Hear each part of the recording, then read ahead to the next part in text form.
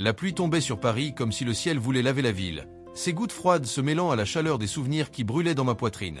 J'étais debout, appuyé contre la rampe du viaduc, regardant les lumières se refléter dans les flaques d'eau qui se formaient dans les rues. La ville, si vibrante et pleine de vie, me semblait si loin. Le bruit des voitures qui passaient et les conversations précipitées des passants résonnaient comme un rappel douloureux de la solitude que je portais. Je m'appelle Julien, un ancien militaire qui, de retour de la guerre, s'est retrouvé coincé dans un labyrinthe de regrets et de cauchemars qui ne me laissaient pas tranquille. « Pourquoi ne dis-tu pas au revoir à tout ça ?» me suis-je murmuré, seul moi et les fantômes du passé m'entendant. L'image des visages des amis que j'ai laissés derrière moi, les balles qui ont volé et le chaos qui a suivi ont envahi mon esprit. Chaque souvenir était un poids supplémentaire sur mes épaules. Je savais que je ne pouvais pas oublier, mais l'idée d'un nouveau départ me semblait aussi lointaine que les étoiles dans le ciel sombre. Alors que je combattais mes propres démons, j'ai repéré une silhouette au loin, dans un coin, presque cachée sous la faible lumière d'un lampadaire. Une femme, aux cheveux ébouriffés et aux vêtements usés, leva la main pour demander de l'aide à tous les passants. Le regard qu'elle reçut était celui du mépris et de l'indifférence. Je me demandais combien d'histoires se cachaient derrière cette apparence usée, combien de rêves étaient détruits et combien de batailles étaient menées. Quelque chose en moi tressaillit à cette vue. C'était comme si j'étais devant un miroir, reflétant la lutte intérieure que je vivais. Sans trop réfléchir, je descendis du viaduc et m'en approchai. « As-tu besoin de quelque chose à manger ?» ai-je demandé, ma voix semblant étrange au milieu du bruit de la ville. Elle leva la tête et nos regards se croisèrent. Ses yeux étaient profonds et pleins de douleur, mais en même temps il y avait une étincelle de résistance. « Je ne veux pas de charité, » répondit-elle d'une voix rauque et fatiguée. « J'essaie juste de survivre. » Parfois, survivre nécessite un peu d'aide, ai-je insisté en brandissant un sandwich que j'avais acheté plus tôt. « S'il vous plaît, acceptez. » Elle hésita, mais le besoin était plus fort.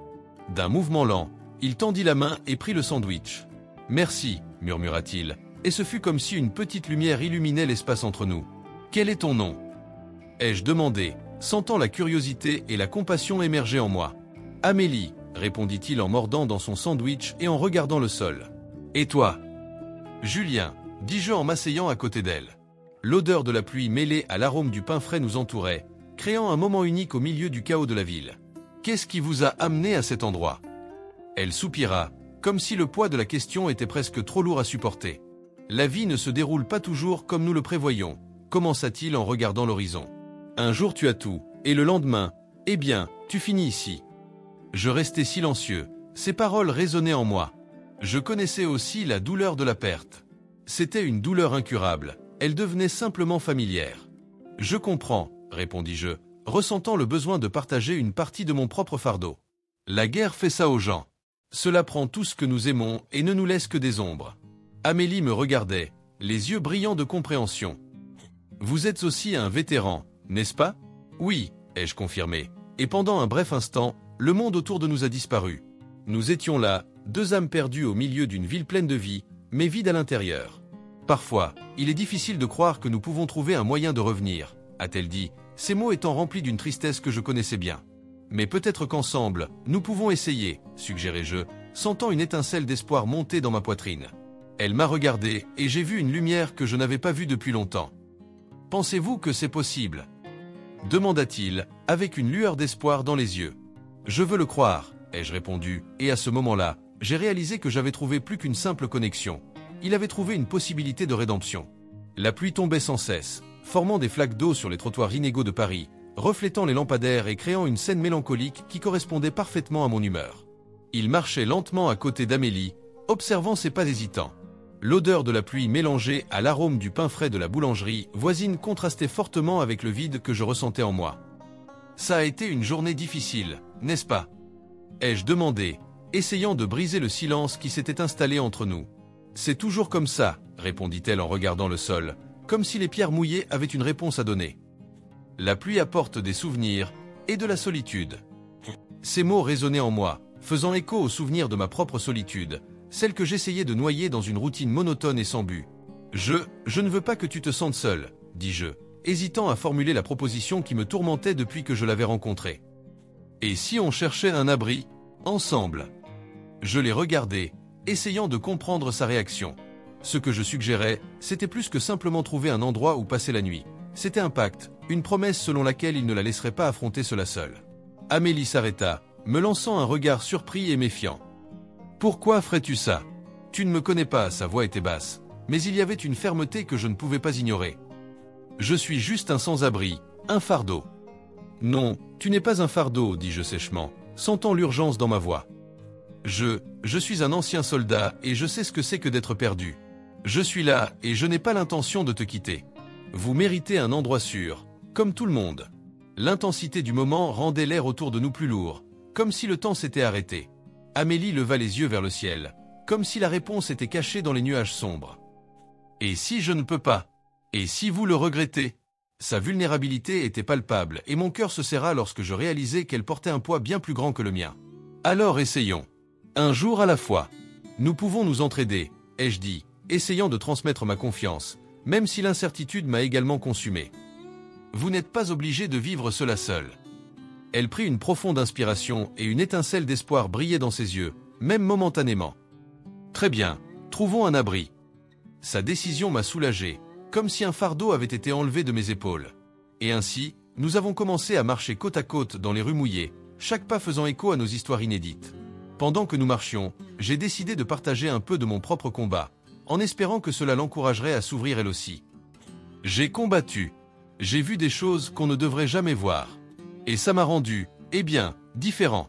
Je porte les cicatrices dans mon esprit, même si elles ne sont pas visibles, avouai-je, la voix légèrement tremblante. Elle m'a regardé avec une expression de compréhension. J'ai aussi des cicatrices. Pas à cause des combats, mais à cause des trahisons, de la part de gens qui auraient dû me protéger et qui ne l'ont pas fait. Un ami, il est parti une nuit comme celle-ci. Le poids de sa révélation était intense et je pouvais sentir la douleur qu'elle portait. Comment c'était? Ai-je demandé, l'encourageant à continuer. Curiosité et empathie entrelacées dans mon cœur. Amélie hésita, mais le besoin de se défouler lui semblait plus grand que sa peur. Il était là, combattant à mes côtés. Et quand tout fut fini, il n'est pas revenu. J'ai été laissé seul, et depuis, je n'ai plus jamais fait confiance à personne. La guerre m'a tout pris. Sa voix était chargée d'émotions et j'ai réalisé que ses expériences, bien que différentes des miennes, étaient liées par un fil conducteur commun de douleur et de perte. Nous avons tous deux marché en silence pendant un moment, profitant de la profondeur de nos histoires. C'était comme si, en partageant nos blessures, nous commencions à les guérir, ne serait-ce qu'un peu. La pluie continuait de tomber, mais elle semblait désormais plus douce, presque comme une bénédiction qui lavait non seulement les rues, mais aussi nos âmes tourmentées. Trouvons un endroit, alors, dis-je, déterminé. Et puis, nous pourrons parler davantage. Je veux entendre ton histoire, Amélie. Et en disant cela, j'ai réalisé que, d'une certaine manière, nous nous aidions mutuellement à affronter nos démons, un pas à la fois. La pluie tombait sans cesse sur Paris, créant des flaques d'eau qui reflétaient les lumières de la ville comme de petits miroirs déformés. Je me tenais devant un café, observant le mouvement des gens qui se précipitaient, sans prêter attention à ceux qui se trouvaient sur la touche. La solitude est devenue un poids de plus en plus difficile à supporter. Le bruit de la pluie mêlé à l'écho des souvenirs qui insistaient pour hanter mon esprit. Le craquement d'une arme à feu, le cri d'un ami qui tombe. C'étaient des fantômes qui ne me laissaient pas tranquille. C'est alors que j'ai vu approcher Lucas, mon ancien collègue de guerre. Il était un peu plus âgé, avec des signes de vie que je connaissais bien. La réunion n'était pas vraiment chaleureuse. Les mots étaient lourds comme des pierres jetées dans un lac calme. « Julien », dit-il presque avec hésitation. « Je ne m'attendais pas à te trouver ici. »« Moi non plus », répondis-je, essayant de cacher la douleur que suscitait sa présence. « Comment as-tu été ?»« Survivant », répondit-il en se forçant à sourire. « Et vous? Comment gérez-vous tout ça ?» La question restait en suspens, lourde et inconfortable. J'aurais pu parler des nuits blanches, des cauchemars qui me hantaient, du sentiment que la guerre me tenait toujours sous son emprise, mais j'ai simplement murmuré « c'est compliqué ». Il hocha la tête, comme s'il comprenait. La guerre laisse des marques qui ne disparaissent jamais, n'est-ce pas? Parfois, je me demande à quel point tout aurait pu être différent. Oui, des choix différents, des destins différents, répondis-je, me souvenant de la douleur de perdre des amis et de la culpabilité qui me consumait. Tu te souviens encore de Marco? Le silence tomba entre nous, une connexion de douleur partagée. Comment pourrais-je oublier? C'était un homme bon. La guerre a pris beaucoup d'hommes bons, a déclaré Lucas, la tristesse transparaît dans sa voix. Je me demande si nous serons un jour vraiment capables de laisser ça derrière nous, marmonnai-je en regardant le sol mouillé. La pluie continue de tomber, comme si elle voulait effacer les cicatrices que la guerre nous a laissées. Parfois, je pense que la seule façon de s'en sortir est d'en parler. Trouver quelqu'un qui comprend, a déclaré Lucas en me regardant dans les yeux. Tu n'es pas seul dans ça, Julien. Ces mots ont touché un point sensible en moi, mais avant que je puisse répondre, Amélie est apparue, comme un rayon de lumière au milieu de la tempête. Elle était blottie sous une couverture, les yeux curieux et inquiets. « Julien, ça va ?» demanda-t-il, sa voix douce contrastant avec la dureté de la nuit. Je pouvais sentir la tension dans l'air. Le regard d'Amélie passa de moi à Lucas, et je savais qu'elle remarquait l'angoisse qui me consumait. « Je parle juste à un vieil ami, répondis-je, essayant de détourner l'attention. « Vieil ami, répéta Amélie, son expression devenant méfiante. « Tu as l'air différent. »« C'est la guerre, dit Lucas, comme si c'était la seule explication nécessaire. La tension entre nous grandit, et je réalisais qu'Amélie ressentait la douleur que nous essayions de cacher. Parfois, c'est facile de se perdre dans les souvenirs, n'est-ce pas ? Dit-elle, essayant de détendre l'ambiance. Mais nous devons avancer. En parler est un début, suggéra Lucas en regardant Amélie. Parfois, la seule façon de soigner les blessures est de les exposer. C'est facile à dire, répondis-je, la frustration m'envahissant. Mais que se passe-t-il si la douleur est insupportable ? Amélie me regardait, les yeux pleins de compréhension. La douleur est réelle, Julien, mais tu n'es pas obligé d'y faire face seul. Je suis là, et Lucas aussi. Nous ne devons pas être prisonniers du passé. Ces paroles résonnaient dans mon esprit, mais j'étais toujours piégé dans un labyrinthe d'insécurité et de regrets. Et si je ne sais pas comment sortir de ce labyrinthe ? Ai-je demandé, la vulnérabilité apparaissant dans ma voix. Alors nous trouverons une issue ensemble, dit Lucas, la voix ferme. Tu n'es pas seul, Julien. La pluie s'est intensifiée, mais à ce moment-là, le poids que je portais a commencé à paraître un peu plus léger. J'ai regardé Amélie et pendant un bref instant, j'ai entrevu une étincelle d'espoir. Cependant, la vieille douleur était toujours présente et la bataille était loin d'être terminée. La pluie a continué à tomber sur Paris, créant des flaques sombres sur les trottoirs et intensifiant l'odeur de la ville. J'étais déterminé à ne plus laisser la solitude me consumer. Depuis la nuit où j'ai rencontré Amélie, une flamme d'espoir avait commencé à briller en moi et je ne pouvais pas la laisser s'éteindre. L'idée de la retrouver m'a animé alors que je marchais dans les rues mouillées, à la recherche de refuges et de centres d'aide. Je suis entré dans le premier abri que j'ai trouvé, un espace modeste mais accueillant. L'odeur de la soupe chaude et du pain frais envahissait mes narines, mais l'atmosphère était lourde, marquée par des regards de fatigue et de désespoir. La préposée, une femme aux cheveux gris et aux yeux gentils, m'a regardé avec curiosité. « Je peux aider avec quelque chose ?»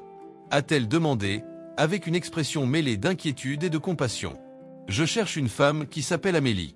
C'est une ancienne combattante sans abri, répondis-je en essayant de cacher l'anxiété dans ma voix.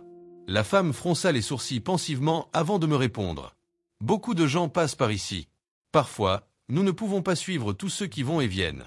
Mais je peux demander à certaines personnes qui connaissent la région. » Tandis qu'elle s'éloignait, j'ai regardé autour de moi, captant les histoires inédites qui flottaient dans l'air. Je n'étais pas le seul à lutter. Ce refuge était un refuge pour beaucoup de ceux qui, comme moi, essayaient de trouver une issue au chaos. C'est alors qu'une voix familière m'a ramené au garde à vous. « Julian !» C'était Lucas, mon ancien collègue de guerre. Il était assis dans un coin, l'air lointain, perdu dans ses propres souvenirs. Mon cœur se serra à sa vue, me rappelant la connexion que nous avions autrefois mais qui semblait maintenant si lointaine. « Salut Lucas ! Que faites-vous ici ?» ai-je demandé en m'approchant de lui. « C'est la même chose que toi, j'essaie de trouver un peu de paix, répondit-il avec un sourire amer. Et apparemment, nous ne sommes pas seuls dans ce combat. Je cherche Amélie, une vétéran. Elle a disparu, ai-je avoué, sentant la frustration monter. Lucas hocha la tête, son regard devenant plus sérieux. Il faut savoir que la guerre nous marque tous, quoi que nous fassions. J'y ai beaucoup pensé ces derniers temps. Ce que vous faites pour elle est peut-être ce dont vous avez besoin pour guérir. Ces mots ont résonné en moi, créant un bourdonnement d'espoir. Mais avant que je puisse répondre, le préposé revint avec un sourire triste. Personne ici n'a vu Amélie, mais vous pouvez essayer le centre d'aide de la rue de la République. Certaines personnes ont mentionné qu'elle y allait souvent. Merci, murmurai-je, ressentant un élan de gratitude et de détermination. J'ai quitté l'abri et j'ai marché rapidement vers le centre de secours, la pluie se transformant désormais en une légère bruine. Chaque pas était un mélange d'anticipation et d'anxiété. Que lui dirais-je ? Comment pourrais-je la trouver ? Des questions tourbillonnaient dans mon esprit, mais je devais me concentrer sur l'objectif. Au centre d'aide, l'ambiance était plus dynamique, avec une énergie d'unité et de soutien. J'ai trouvé un groupe d'anciens combattants qui discutaient dans un coin, partageant leurs expériences, riant et pleurant ensemble. J'ai été attiré par leurs histoires et pendant un bref instant, j'ai eu l'impression de ne pas être seul. G, ¿tú es un veterán? M'a demandé un homme plus âgé avec un sourire accueillant. Oui, mais maintenant je suis ici à la recherche d'un ami, répondis-je en essayant de ne pas me laisser emporter par la douleur que je ressentais. Parfois, ça fait du bien de parler de ce qu'on a vécu. La guerre nous marque, mais nous n'avons pas besoin de la mener seule, a-t-il déclaré. J'ai hoché la tête, réalisant que même au milieu de la lutte, il existait un sentiment de communauté. Mais l'urgence de retrouver Amélie palpitait toujours en moi. Après quelques conversations, une femme âgée s'est approchée de moi. « Vous cherchez Amélie » a-t-il demandé, et mon cœur a raté un battement. « Oui. L'as-tu vue » ai-je demandé, presque essoufflé. Elle était ici plus tôt, mais elle a dit qu'elle allait au parc. « Il faut y aller » répondit la femme en faisant un geste de la main. Je l'ai remerciée en toute hâte et j'ai quitté le centre, ressentant une montée d'adrénaline. Le parc était à proximité et pendant que je courais, chaque goutte de pluie qui tombait sur moi semblait emporter une partie du poids que je portais. J'avais besoin de la trouver. J'avais besoin de savoir si elle allait bien. Alors que je m'approchais du parc, l'espoir et la peur se mêlaient en moi. Je ne savais pas à quoi m'attendre, mais je savais que j'étais sur le point de faire face à quelque chose qui pourrait changer non seulement sa vie, mais aussi la mienne.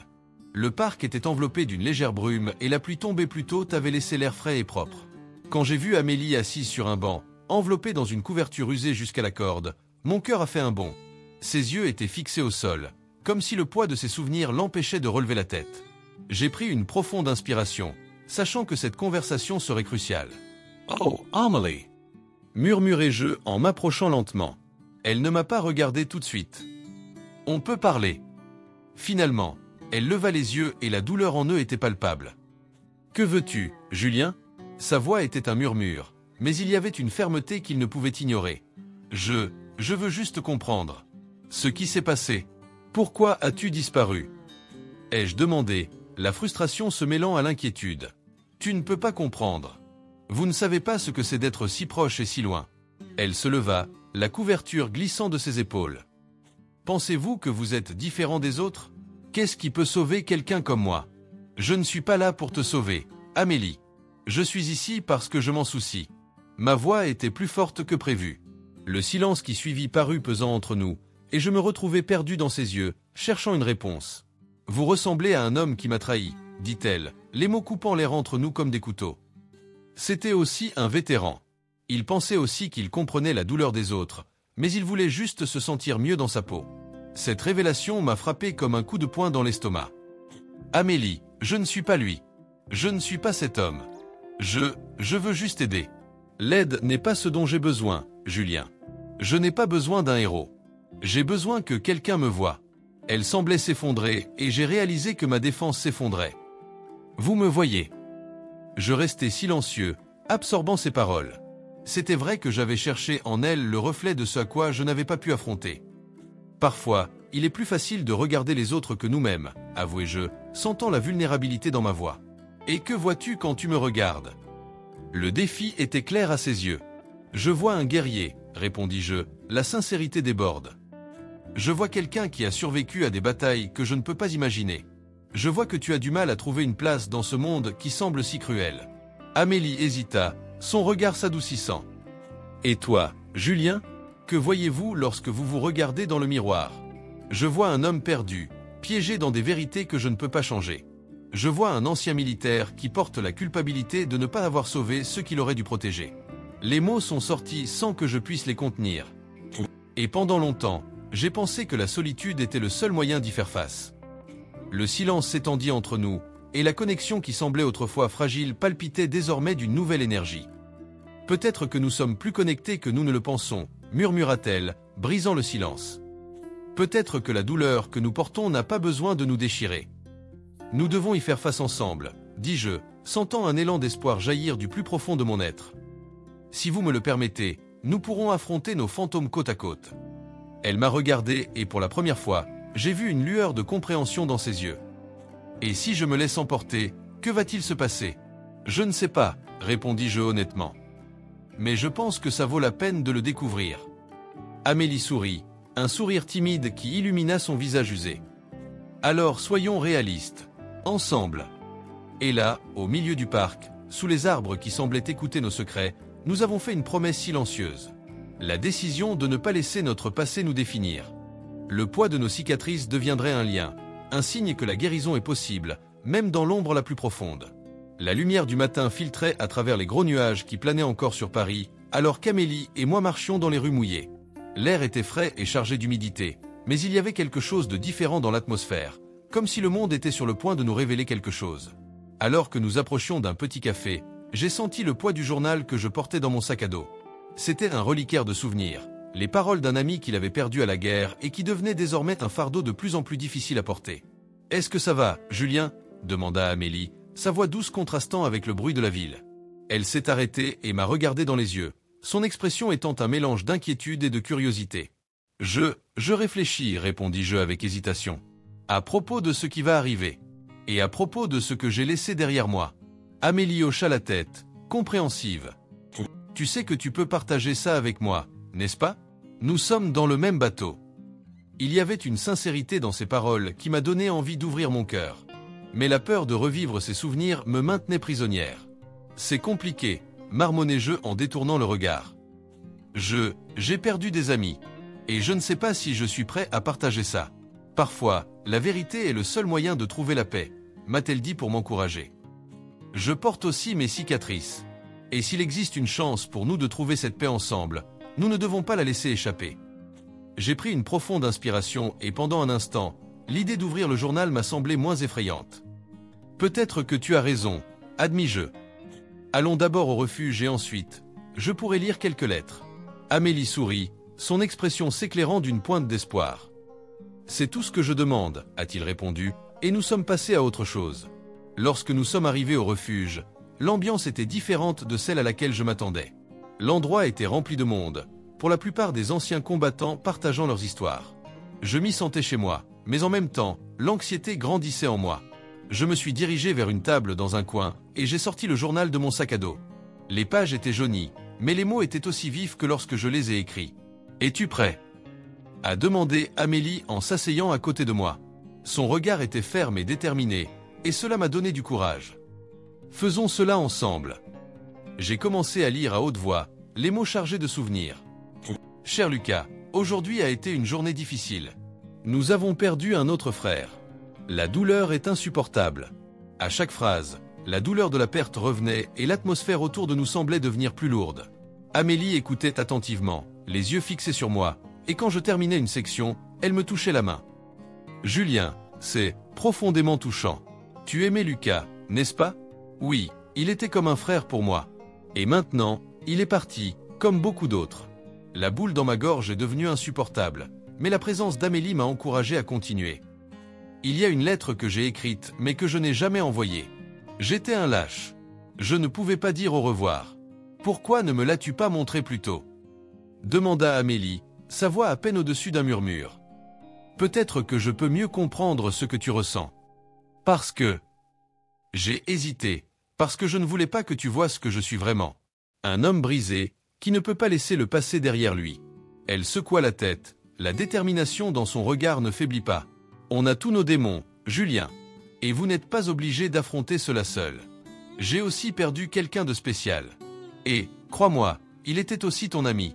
Cette révélation m'a frappé comme un coup de poing dans le ventre. Que veux-tu dire? Amélie inspira profondément, les mots lourds dans la bouche. Lucas, il était mon amour. Il m'a quitté lorsque j'ai été forcé d'aller dans un refuge et je n'ai jamais su ce qui lui était arrivé. Depuis, je cherche des réponses. Le silence qui suivit fut assourdissant. Je la regardais, abasourdi. Donc, nous sommes connectés d'une manière que nous ne pourrions jamais imaginer. Oui, a-t-elle confirmé. Et maintenant que nous le savons, nous devons nous entraider pour surmonter cette épreuve. Transformons cette douleur en quelque chose de positif. Ces mots résonnaient en moi, un écho d'espoir que je ne m'attendais pas à ressentir à nouveau. Je les regardais dans les yeux et j'ai vu un avenir, une nouvelle page que nous pourrions écrire ensemble. Tu as raison, Amélie. Faisons cela. C'est ainsi qu'à travers les larmes et les rires, nous avons décidé non seulement de faire face à notre passé, mais aussi d'aider ceux qui, comme nous, étaient en difficulté. Nous nous sommes promis de ne plus jamais nous quitter, et cela nous a donné la force d'affronter les tempêtes à venir.